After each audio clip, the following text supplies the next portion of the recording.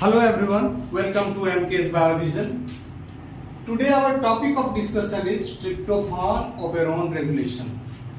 Tryptophan is an aromatic amino acid. It is essential amino acids in mammals. Bacteria also needs tryptophan for protein synthesis and its survival.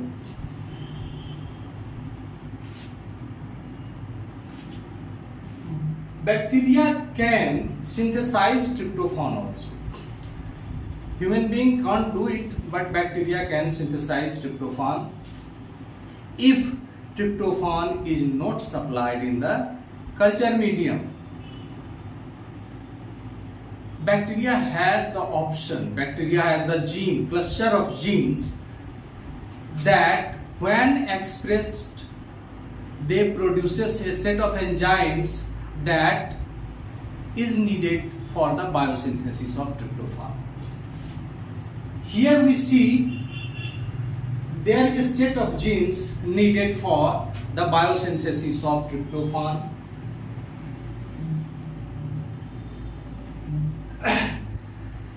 Here we see that tryptophan E, D, C, B and A. This is the cluster of genes. And here is the promoter and operator. Operator is the overlapping sequence of the promoter. And these genes expresses in the form of messenger RNA that is pentrasistronic, polycistronic RNA that produces 5 different polypeptides after translation, and these polypeptides are responsible for the conversion of the precursor element, that is choriamic acid, to tryptophan. There are 2 different mechanisms for the regulation of tryptophan. One mechanism is the negative control. It is based on the expression of repressor. It is repressor based regulation of tryptophan-operon. Another mechanism is attenuation, that is translation mediated termination of transcription, synthesis of mRNA.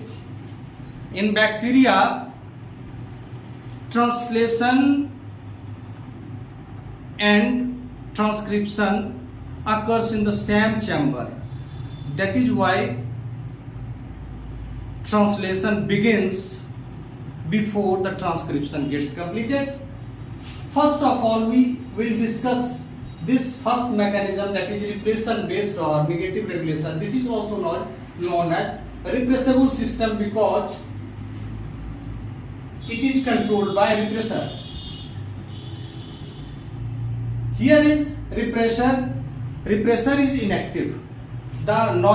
In normal condition, the repressor is produced, and that repressor is inactive. It gets dimerized. 2 repressors come together to form a dimer, but this is aporepressor. It cannot bind with the operator. But when there is adequate supply of tryptophan, then tryptophan binds with this aporepressor and forms an active repressor. The inactive repressor, that is called aporepressor. Here tryptophan is called co-repressor because it helps in activating the repressor. The active repressor is called holorepressor or active repressor. A tryptophan bound repressor can bind the operator site. When it will bind the operator site, it will block RNA polymerase.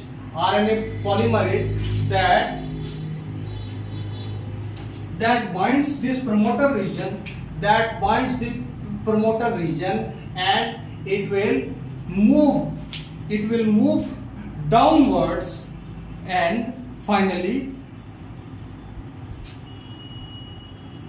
it leads to transcription of this entire stretch of mRNA. One thing that is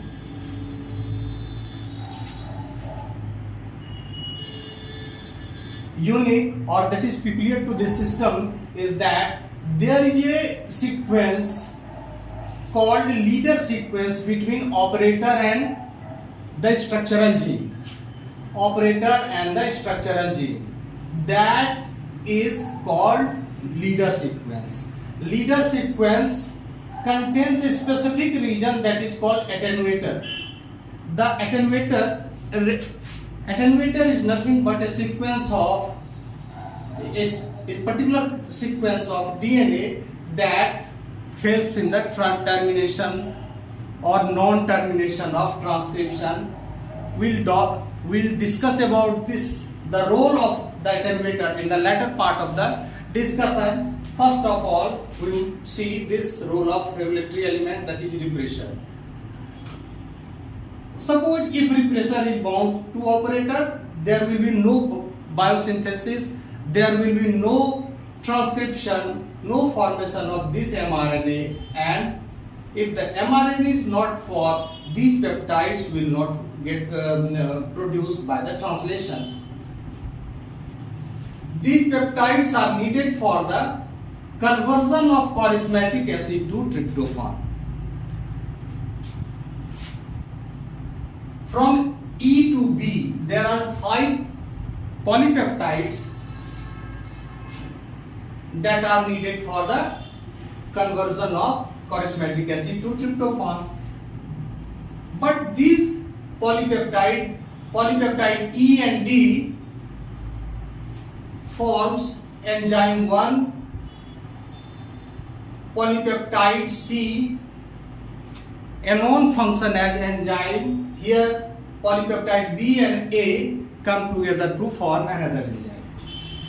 The enzyme 1 is anthranilate synthetase, that is formed by polypeptide E and D. Enzyme 2 is indole glycerol phosphate synthetase, that is formed by a single peptide, that is peptide C. One more enzyme is here, that is tryptophan synthetase, that is formed by polypeptide A and B. That is the last enzyme needed for the formation of tryptophan.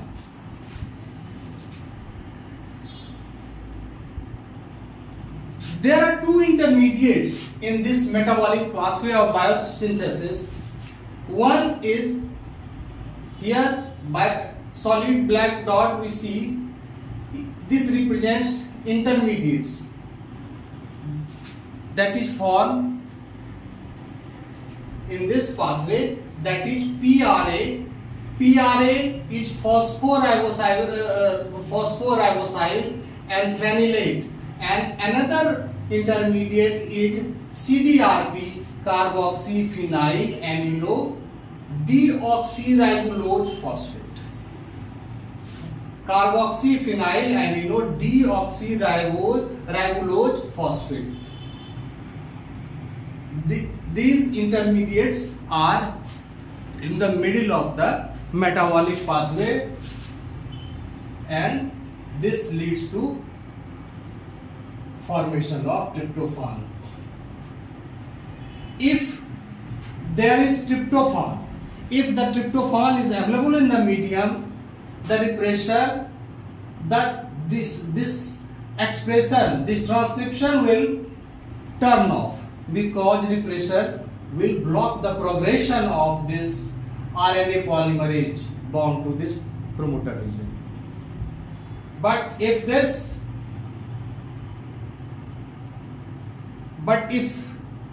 tryptophan is not there, it will not become active. It will remain in the aporepressor stage, and this will fall off the operator. It cannot bind now. This results in the transcription, and when there will be the transcription, this is followed by translation, and translation will finally produce 5 different polypeptides. They combined in a different way to form 3 enzymes which are needed for the conversion of charismatic acid to tryptophan.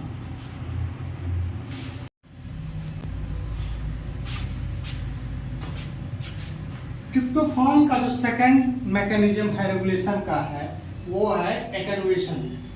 Attenuation एक process है जो translation से जुड़ा हुआ है, इसीलिए इसको हम translation mediated regulation of transcription कहते हैं। इकोलाई के अंदर जो जीनोम होता है उसमें कोई न्यूक्लियस नहीं होता है और इस जीनोम पर ट्रिप्टोफान कोडोन पाए जाते हैं, ट्रिप्टोफान के जीन्स पाए जाते हैं और इसका ट्रांसक्रिप्शन आरएनए पॉलीमरेज के द्वारा होता है। तो जब ये आरएनए पॉलीमरेज के द्वारा मैसेंजर आरएनए का सिंथेसिस होता है उसके बाद ये पूरा का पूरा मैसेंजर आरएनए बनता भी नहीं है कि ट्रांसलेशन स्टार्ट हो जाता है। यहाँ हम देखते हैं कि ट्रांसक्रिप्शन पूरा नहीं हुआ है कि ट्रांसलेशन स्टार्ट हो गया है। ट्रांसलेशन स्टार्ट हो गया है, राइबोसोम आके जुड़ गया है और ये पॉलीपेप्टाइड का सिंथेसिस करने लगा है। यहाँ ट्रांसक्रिप्शन में क्या है कि आरएनए पॉलीमरेज और RNA ribosomes both entities are working together. ये जो कपलिंग है ट्रांसक्रिप्शन और ट्रांसलेशन का, इसी के कारण दो तरह के एंटी टर्मिनेशन और टर्मिनेशन लूप बनते हैं एमआरएनए में और यही ट्रिप्टोफान के सिंथेसिस को, स्ट्रक्चरल जीन के ट्रांसक्रिप्शन को रेगुलेट करता है। ये एक्चुअली होता कैसे है इसके वो समझने के लिए हम यहाँ ट्रिप्टोफान के का ओपेरॉन देखते हैं। इस ट्रिप्टोफान के ओपेरॉन में हम देखते हैं यहाँ प्रोमोटर और स्ट्रक्चरल जीन के बीच में एक सीक्वेंस है, लीडर सीक्वेंस। ये जो लीडर सीक्वेंस है ये 162 बेस पेयर लंबा होता है और इस लीडर सीक्वेंस का एक छोटा सा हिस्सा है, इसको हम एटेनुएटर कहते हैं। और ये जो एटेनुएटर है इसको यदि हम जूम इन करें, इसको बड़ा करके देखें तो इसमें भी 4 रीजन्स पाए जाते हैं, 1, 2, 3 और 4। ये जो रीजन्स पाए जाते हैं ये आपस में कॉम्प्लीमेंट्री रहते हैं एडजेसेंट सीक्वेंस के। 1 2 के साथ पेयर कर सकता है, 2 3 के साथ पेयर कर सकता है, 3 4 के साथ पेयर कर सकता है। तो there are 3 possibilities of pairing and making a complementary structure that is called hairpin structure और स्टेम लूप स्ट्रक्चर। ये सेकेंडरी स्ट्रक्चर है एमआरएनए का। यहाँ हम देखते हैं कि ये एमआरएनए का जब सिंथेसिस होता है तो आरएनए पॉलीमरेज यहाँ आके लगता है। आरएनए पॉलीमरेज आके यहाँ लग रहा है और आरएनए पॉलीमरेज के लगने के बाद ये मैसेंजर आरएनए का सिंथेसिस होता है। देखते हैं मैसेंजर आरएनए 5 प्राइम और 3 प्राइम है और इधर आपको ये ट्रांसक्रिप्शन बबल है, ट्रांसक्रिप्शन बबल है।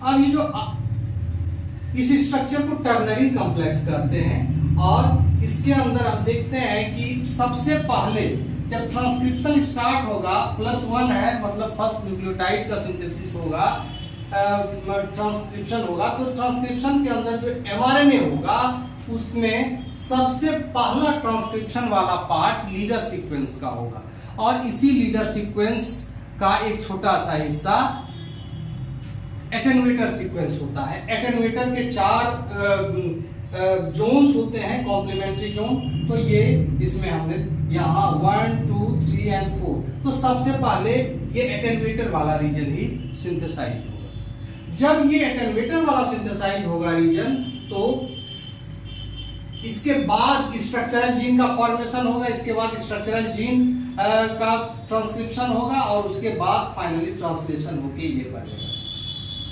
यहाँ ट्रांसक्रिप्शन कंप्लीट नहीं होता है कि ट्रांसलेशन शुरुआत हो जाता है। यहाँ देखते हैं आरएनए पॉलीमरेज यहाँ लगा हुआ है और ट्रांसक्रिप्शन बबल इस डायरेक्शन में बढ़ रहा है और ये राइबोसोम है जो 5 प्राइम टर्मिनस पर अटैच हो गया है और ये अपना पेप्टाइड का सिंथेसिस शुरू कर दिया।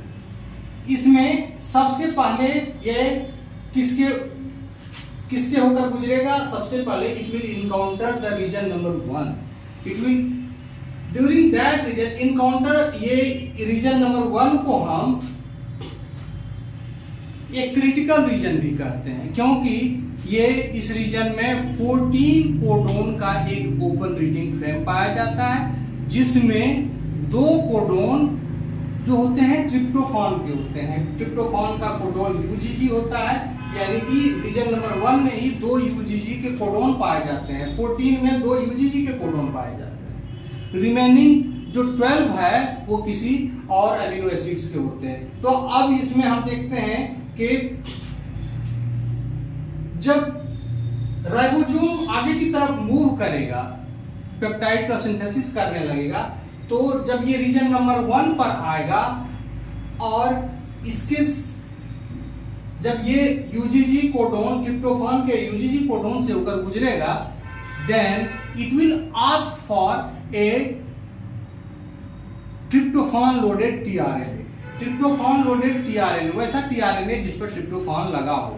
तो जब ट्रिप्टोफान लोडेड टीआरएनए अवेलेबल होगा, तब ये अपना ट्रिप्टोफान को ऐड करेगा और आगे बढ़ जाएगा। पॉलीपेप्टाइड में ट्रिप्टोफान आ गया तो आगे बढ़ जाएगा। तो ये नॉर्मल प्रोसेस है, ये नॉर्मल स्पीड होगा राइबोसोम का।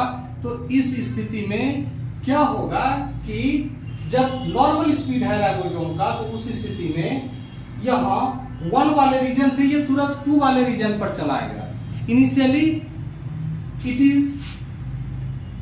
it is occupying region number 1, then it will soon move to the region number 2, and 1 and 2 will simultaneously get occupied by this ribosome, and this 3 and 4 remain free, and 3 and 4 will pair.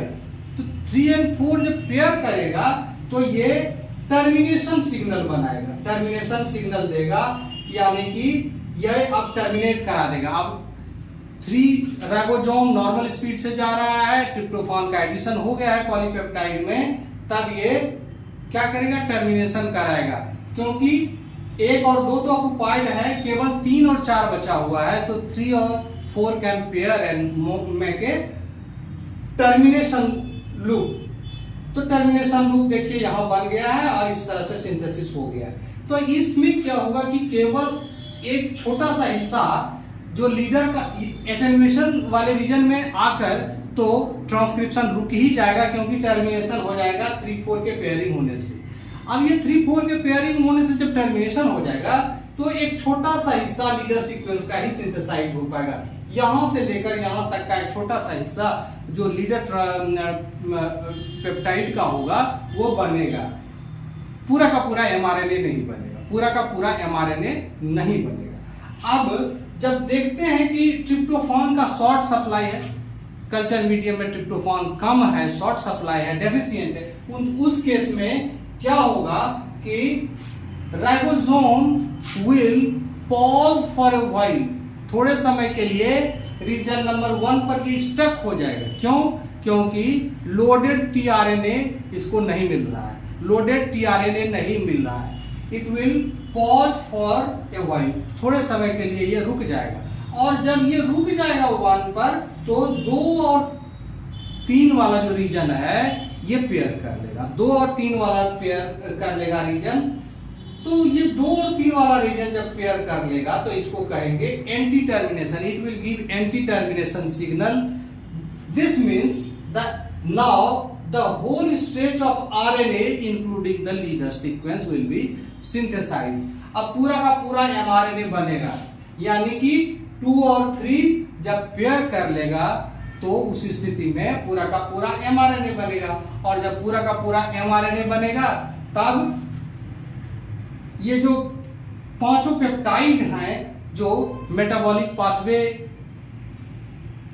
से related protein है, जो एक कॉरिस्मेटिक acid को tryptophan में convert करता है, ये सारे के सारे पेप्टाइड फॉर्म करेंगे, बनेंगे, उसका सिंथेसिस होगा और ट्रिप्टोफान का प्रोडक्शन होगा।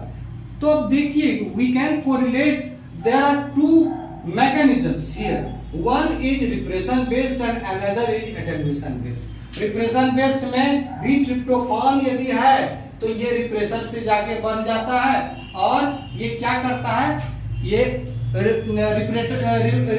ये रिप्रेशर को एक्टिव कर देता है और जो एक्टिव रिप्रेशर है वो यहाँ जाके ऑपरेटर से बाइंड कर जाएगा और जब ऑपरेटर से बाइंड करेगा तो ये आरएनए पॉलीमरेज को आगे की तरफ नहीं बढ़ने देगा। तो ये जो जीन का कंट्रोल है इसमें ट्रांसलेशन का कोई रोल नहीं है, ये सीधा का सीधा ये ट्रांसक्रिप्शन को ही रोक देता है। लेकिन जो दूसरा मैकेनिज्म है एटेन्युएशन का, ये पूरी तरह से ट्रांसक्रिप्शन के साथ कपल्ड प्रोसेस है और यहाँ ट्रांसक्रिप्शन और ट्रांसलेशन दोनों कपल्ड प्रोसेस है, क्योंकि यहाँ ट्रांसलेशन हो रहा है और साथ साथ में ट्रांसक्रिप्शन भी हो रहा है। तो इस वजह से हम देखते हैं क्या कि यहाँ टर्नरी कॉम्प्लेक्स में सबसे पहले लीडर सीक्वेंस का सिंथेसिस हो रहा है और इसके 4 छोटे छोटे हिस्से हैं, जोन्स हैं, जो आपस में कॉम्प्लीमेंट करके आपस में पेयरिंग कर सकते हैं और पेयरिंग करके 2 अल्टरनेटिव स्ट्रक्चर बना सकते हैं। एक स्ट्रक्चर यदि 2, 3 और 4 का पेयरिंग करेगा तो वो टर्मिनेशन सिग्नल बनाएगा, यानी कि ये एमआरएनए के सिंथेसिस को रोक देगा और केवल लीडर सीक्वेंस का ही आरएनए बनेगा। Small piece of RNA it is transcribed from the leader sequence. दूसरा जब होगा एंटी टर्मिनेशन लूप तब बनेगा जब ट्रिप्टोफान का शॉर्ट सप्लाई होगा और 2 और 3 पेयरिंग करके ये सेकेंडरी स्ट्रक्चर बनाएगा राइबोसोम का और इस तरह से ये क्या करेगा, पूरा का पूरा एंटी टर्मिनेशन लूप बनेगा और एंटी टर्मिनेशन सिग्नल क्या करेगा, पूरा का पूरा एमआरएनए का सिंथेसिस कराएगा और जब एमआरएनए का सिंथेसिस होगा तो सभी का सभी एंजाइम ये बनेगा। ये तो ई कोलाई की बात हुई। कुछ वेरिएशंस भी हैं इसमें। तो ई कोलाई का नॉर्मल ऑपेरॉन का ये जो ट्रिप्टोफान ऑपेरॉन का मैकेनिज्म है वर्किंग का वो ये है। दूसरा है एक बैसिलस सबटिलिस में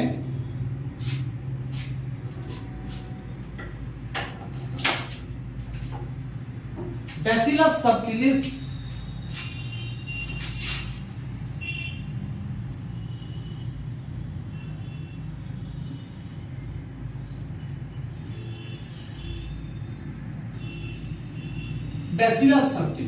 बैसिलस सबटिलिस भी एक बैक्टीरिया है और इसमें भी एटेन्युएशन मैकेनिज्म काम करता है ट्रिप्टोफान रेगुलेशन का, लेकिन इसमें जो एटेन्युएशन मैकेनिज्म है थोड़ा सा डिफरेंट है। इसमें एक ट्रैप प्रोटीन होता है। Trap protein is nothing but it is trip binding attenuator protein. ये इसको फुल फॉर्म है इसका ट्रिप बाइंडिंग एटेन्युएटर प्रोटीन।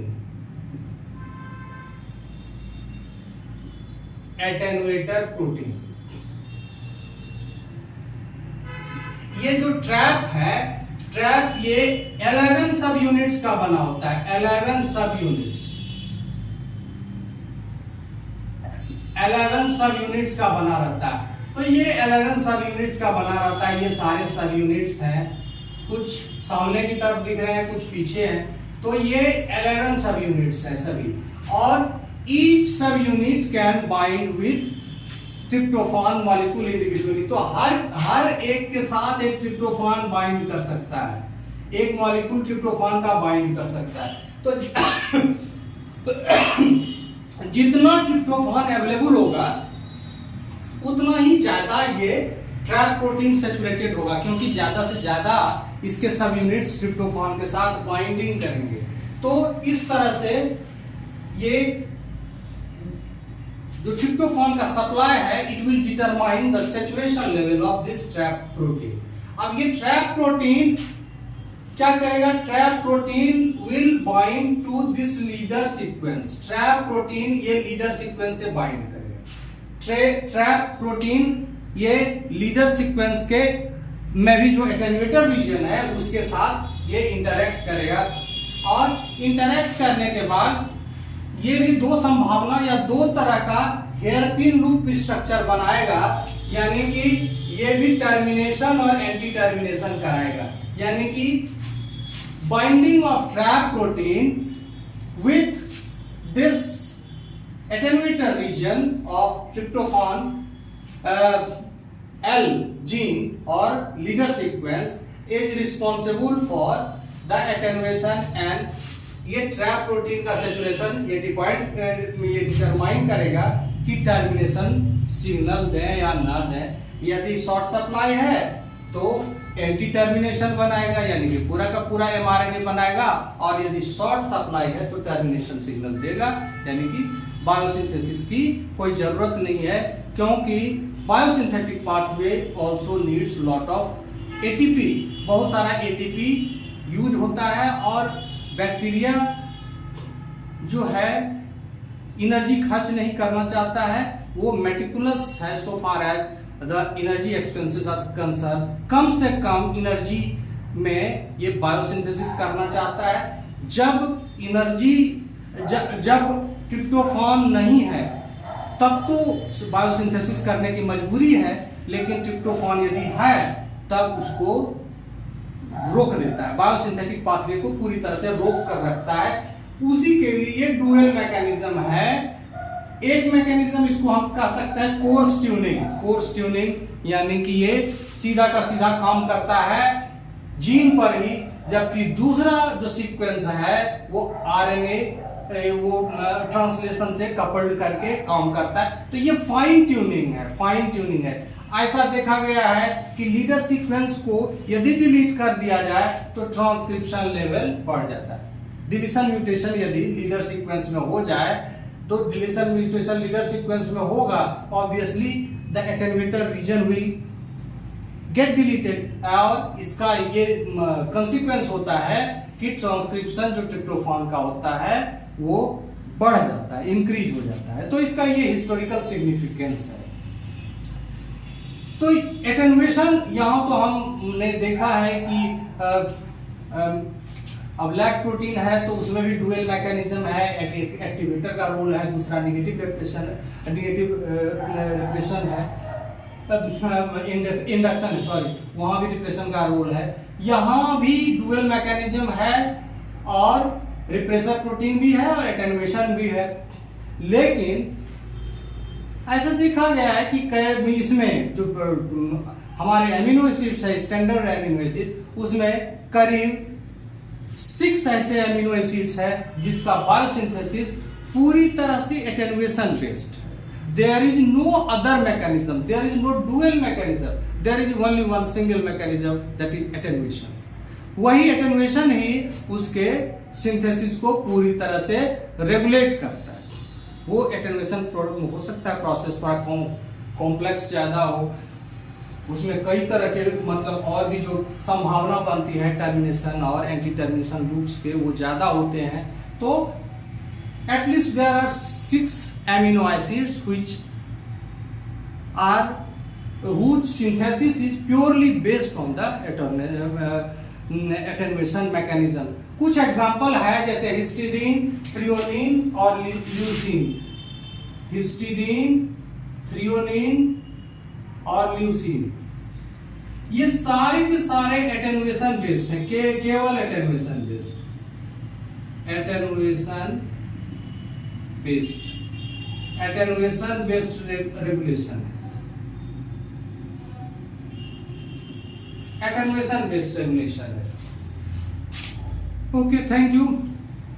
आज का लेक्चर आप लोगों को अच्छा लगा होगा, और हमारे चैनल को सब्सक्राइब कीजिए, लाइक कीजिए, और मेरा उत्साहवर्धन करते रहिए ताकि हम आपके लिए कुछ न कुछ नया लेके आते रहें। ठीक है, ओके, थैंक यू, बाय।